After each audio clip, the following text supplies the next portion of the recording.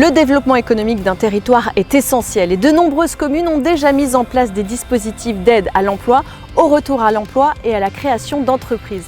En mettant en place son propre service de développement économique, Paris-Est Marne-et-Bois se positionne comme un accompagnateur complémentaire des communes, mais aussi d'autres partenaires. Je vous propose de découvrir de quelle manière fonctionne ce service. On y va ?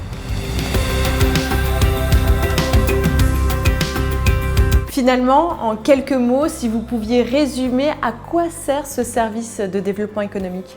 Alors notre mission principale, c'est de travailler à notre nouvelle échelle. Il ne s'agit pas de faire la même chose que ce que nous faisions avant dans nos villes respectives.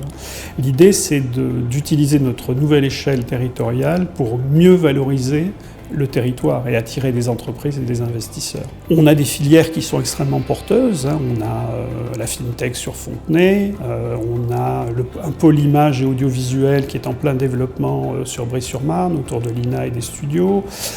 Je dirais on a un pôle santé qui est également extrêmement important et bien disséminé sur l'ensemble du territoire. On a un réseau de TPE, de PME et d'entreprises de taille intermédiaire qui est également extrêmement important, qui sont autant d'atouts pour notre territoire. C'est ici. Bonjour, vous êtes Frédéric Marquet, c'est ça ? Et c'est vous qui vous occupez du pôle innovation. Alors vous allez nous expliquer ce qu'est le pôle innovation du service de développement économique.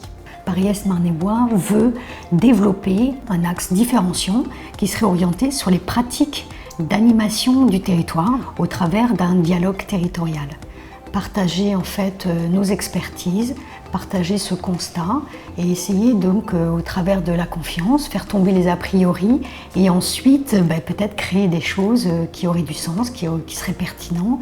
Et ce qui est intéressant, c'est que cette communauté qui aura partagé certaines choses pourra ensuite s'incarner dans les tiers-lieux que veut développer le territoire. Alors, on veut que ces lieux incarnent vraiment du lien durable et en fait, en somme, on pourrait dire que les bénéficiaires de ces services sont aussi les ressources de ces services parce que c'est eux qui vont co-construire en fait cette animation locale. Frédéric Marquet, merci infiniment. Maintenant, on va filer au salon de l'entrepreneuriat du Val-de-Marne où se trouve Thierry Deslos. On va savoir ce qu'il fait là-bas. Allez, c'est parti. Mais avant de rencontrer Thierry Deslos, je vous propose d'écouter Christine Pérez qui est chargée de mission auprès du service du développement économique.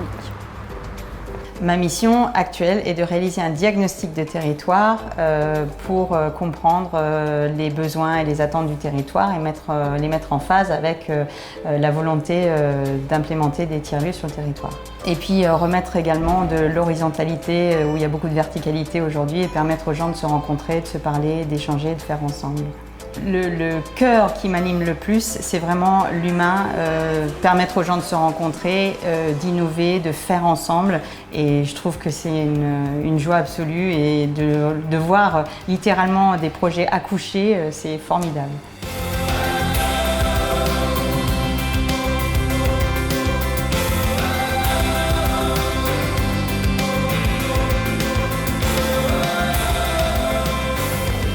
Bonjour.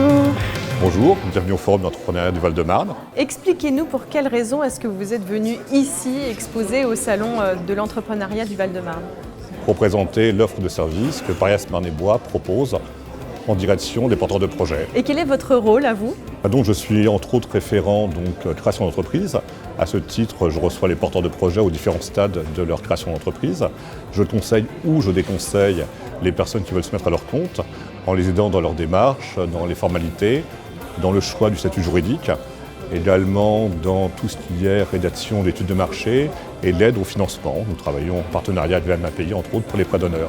Un métier dans lequel il faut sans arrêt se renouveler parce que les métiers changent, les réglementations changent. Donc là, au sein de Paris-Est Marne-et-Bois, nous sommes en train de faire un espace emploi dans lequel il va y avoir salle de formation bureautique pour les demandeurs d'emploi, les commerçants, les chefs d'entreprise. Il y aura également une salle de formation au sein de laquelle il y aura des ateliers. Et nous continuons au sein de ce département emploi à faire des sessions intercommunales de retour à l'emploi des cadres. Nous avons un taux de retour à l'emploi de 70% dans les 3 mois qui suivent la fin des sessions. Parlez-nous des artisans à Paris-Est Marne-et-Bois. Nous avons 38% des artisans du Val-de-Marne et 52% des professionnels métiers d'art du Val-de-Marne.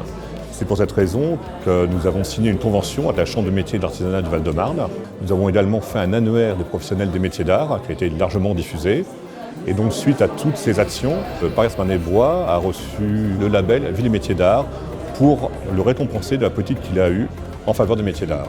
Le service du développement économique de Paris-Est-Marne-et-Bois est récent puisqu'il a été créé en septembre 2018, mais propose d'ores et déjà de nombreux éléments pour les entrepreneurs et les futurs entrepreneurs. Si vous aussi vous avez envie de rencontrer Christine, Frédéric, Thierry ou encore Jean-Yves, eh bien ça se passe ici, au 1 place Uranie à Joinville-le-Pont. À bientôt.